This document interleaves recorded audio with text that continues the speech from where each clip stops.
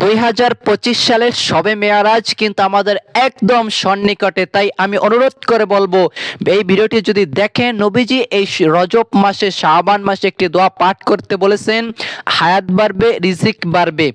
এমনকি এই শবে মেয়ারাজের দিনে যদি একটি রোজা রাখতে পারেন, তাহলে আল্লাহ পাক রব্বুল আলামিন আপনার 200 বছরের গুনাহকে মাফ করে দিবেন। এমনকি আপনি 5 বছর 60 মাস রোজা রাখলে যেই পরিমাণ সওয়াব হবে, 60 মাস ইবাদত করলে যেই পরিমাণ সওয়াব হবে, মাত্র যদি একটি রোজা রাখতে পারেন, তাহলে সেই সওয়াব আল্লাহ পাক রব্বুল আলামিন আপনার আমল নামায় দিয়ে দিবেন। সুবহানাল্লাহ। তাই আমি অনুরোধ করে বলবো, 2025 সালের এখন জানুয়ারি মাস চলতেছে, এই শবে মেয়ারাজ কবে অবশ্যই আমি জানিয়ে দিব, কোন দিন রোজা রাখবেন, এবং নবীজি সাল্লাল্লাহু আলাইহি সাল্লাম এই মাসে কয়টি রোজা রেখেছেন, এবং সেহরির টাইম কখন শুরু হবে, কখন শেষ হবে, এমনকি ইফতারের টাইম কয়টায় শুরু হবে, কয়টায় শেষ হবে, এ টু জেড শবে মেয়ারাজের যত নিয়মকানুন যাহা কিছু আছে, এই একটি ভিডিওর ভিতরে আমি জানিয়ে দেব। তাই আমি অনুরোধ করে বলবো, অবশ্যই ভিডিওটি ধৈর্য ধরে দেখতে থাকুন। সকল নিয়মকানুন হয়তো একটি ভিডিওর ভিতরে আপনি পেয়ে যাবেন, জানতে পারবেন, আমল করতে পারবেন। দুনিয়ার জীবনটা সহজ হবে, দুনিয়াতে সুখ শান্তি হবে, আখিরাতে আল্লাহ তাআলা যেন আমাদেরকে বিনা হিসাবে জান্নাতে দিয়ে দেন। সুবহানাল্লাহ। এবং এই দুনিয়ার জীবন যার সহজ, তার কবরের জীবনও সহজ, তার কাল কিয়ামতের দিন কঠিন দিনের ওই কঠিন কিয়ামতের দিনও তার জন্য সহজ হয়ে যাবে, তার জন্য জান্নাতে যাওয়া সহজ হয়ে যাবে। এমনকি সে জান্নাতে উচ্চ মাকাম, উচ্চ স্থান লাভ করতে পারবেন। তাই প্রিয়দিনী ভাই ও বোনেরা, শবে মেয়ারাজ কত তারিখে কী বারে, হ্যাঁ, নবীজি এই মাসে, এই রজব মাসে কয়টি রোজা রেখেছেন, এই শবে মেয়ারাজের সময় আমি সব কিছু আপনাদেরকে জানিয়ে দিব। তাই অনুরোধ করে বলবো, অবশ্যই আপনি আমার মায়ের মতো, আপনি আমার বাবার মতো, আপনি আমার ভাইয়ের মতো, আপনি আমার বোনের মতো অবশ্যই ভিডিওটি দেখুন, শিখতে পারবেন ইনশাআল্লাহ।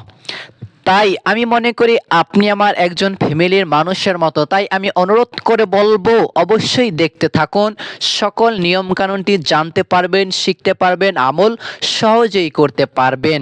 তাহলে মা আয়েশা রাদিয়াল্লাহু তাআলা আনহা থেকে বর্ণিত, তিনি বলেন, নবীজির স্ত্রী মা আয়েশা রাদিয়াল্লাহু তাআলা আনহা তিনি বলেন, যখন এই শবে মেয়ারাজ মানে যখন রজব মাস আসতেন, নবীজি সাল্লাল্লাহু আলাইহি সাল্লামের রোজা রাখা, তার আমল দেখে, তার নামাজের বা তিনি যে নামাজ আদায় করতেন নফল নামাজ, তার আমল দেখে, তার রোজা দেখেই আমরা বুঝতে পারতাম যে রজব মাস চলে এসেছে এবং রমজান খুবই সন্নিকটে।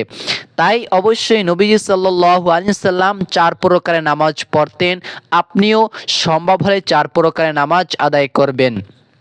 1 নম্বরে বেশি বেশি করে নফল নামাজ আদায় করবেন। হ্যাঁ, তারপরে সকালবেলা আপনি ইশরাকের নামাজ আদায় করবেন। সকালবেলা যখন ফজরের পরে যখন সূর্য ওঠে, তারপরে ইশরাকের নামাজ আদায় করতে পারেন। মাগরিবের পরে আপনি কি করতে পারেন, আওয়াবিন নামাজ আদায় করতে পারেন। তারপরে আপনি রাতে তাহাজ্জুদ নামাজ আদায় করতে পারেন। আর এই তাহাজ্জুদ নামাজ যদি কোনো বান্দা আদায় করে, তাহলে আল্লাহ তাআলা তার কবরটাকে আলোকিত করে দিবেন। তিনি যখন মারা যাবেন, তার কবরটাকে নূরে আল্লাহ পাক রব্বুল আলামিন আলোকিত করে দিবেন। তাহলে আপনি আরও নামাজ আদায় করতে পারেন। তারপরে সালাতুল হাজতের নামাজ, এই 4 প্রকার নামাজ আপনি আদায় করতে পারেন। ইশরাকের নামাজ আদায় করতে পারেন। যদি ইশরাকের নামাজ আদায় করেন, 2টি কবুল হজের সওয়াব পাবেন।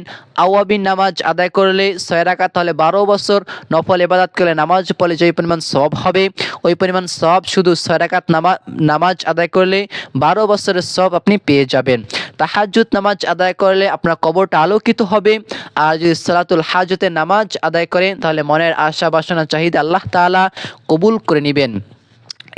এবং কি নবীজি সাল্লাল্লাহু আলাইহি ওয়াসাল্লাম এই শবে মেয়ারাজের রাত্রিতে যখন উর্দু আকাশে গমন করেন, চলে যান, আল্লাহ তাআলার সঙ্গে সাক্ষাৎ করেন, এবং আল্লাহ তাআলা আমাদেরকে নবীজি সাল্লাল্লাহু আলাইহি ওয়াসাল্লামের মাধ্যমে আল্লাহ তাআলা কি দিয়েছেন, নামাজ কোরআন তাকে গিফট করে দিয়েছিলেন, মানে তাকে গিফট করেছেন।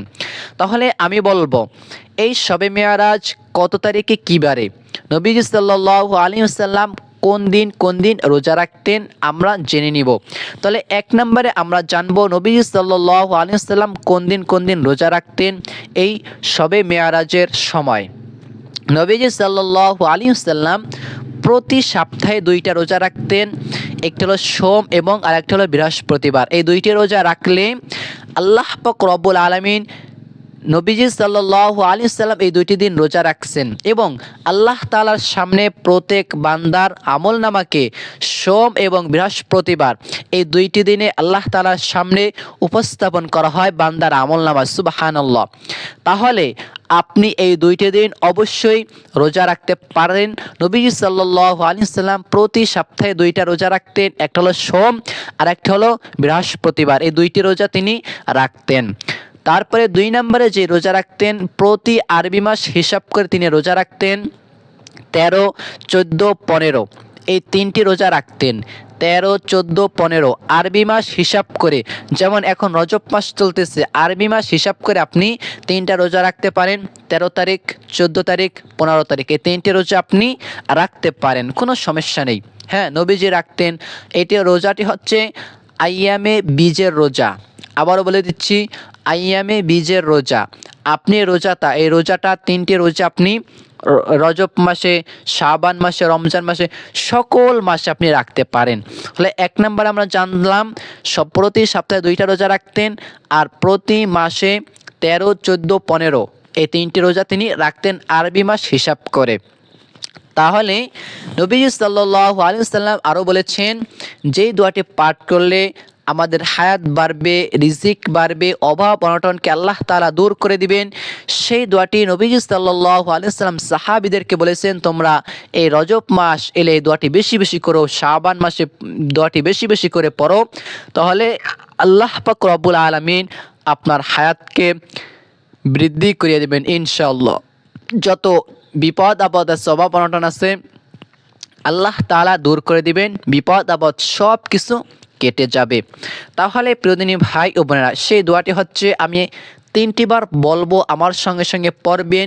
এমনকি আমি বলবো এই দোয়াটি আপনি গুগলে গিয়ে সার্চ করলেও পেয়ে যাবেন, তাই গুগলে গিয়ে সার্চ করলেও দোয়াটি পেয়ে যাবেন, কোনো সমস্যা নেই। তাহলে সেই দোয়াটি হলো আল্লাহুম্মা বারিক লানা ফি রজাবা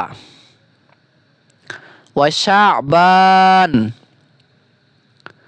ওয়া বাল্লিগনা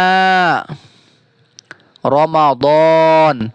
এই দোয়াটি রজব এবং শাবান মাসে নবীজি সাল্লাল্লাহু আলাইহি ওয়াসাল্লাম বেশি বেশি করে পাঠ করতে বলেছেন। দোয়াটির অর্থ হলো আল্লাহ তাআলা রজব এবং শাবান মাসে তুমি আমাদেরকে বরকত দান করো, রমজান পর্যন্ত তুমি আমাদের হায়াতকে বৃদ্ধি করে দাও। সুবহানাল্লাহ। এই দোয়াটি আমি ভিডিওর শেষে কয়েকবার পাঠ করিয়ে দিব, অবশ্যই আমার সঙ্গে সঙ্গে পাঠ করবেন। তাহলে এখন আমরা জানবো যে এই যে শবে মেয়ারাজের রাতে আপনি কীভাবে নামাজ আদায় করবেন। দেখেন, নফল নামাজ আমরা চাইলে এখন আদায় করতে পারি, শুধু 3টি সময় নামাজ আদায় করা যায় না। একটি হলো ফজরের উক্ত শেষ হওয়ার পরে সূর্য ওঠা আগ পর্যন্ত। 2 নম্বর হলো একদম দুপুরের সময়, ঠিক মধ্যম দুপুরের সময়, সেটা হতে পারে 11:30টার পরে অথবা 12টার পরে, 1টার আগে, এরকম সময়। যেহেতু সময় ঘুরে তাই মানে একদম নির্দিষ্ট করে বলা যায় না। আরেকটি সময় হলো মাগরিবের উক্ত হওয়ার আগ মুহূর্ত। মাগরিব উক্ত হওয়ার আগ মুহূর্ত 15 মিনিট অথবা 20 মিনিট, 3টা সময় 15 থেকে 20 মিনিট সময়, এই সময়টা নামাজ আদায় করা যায় না।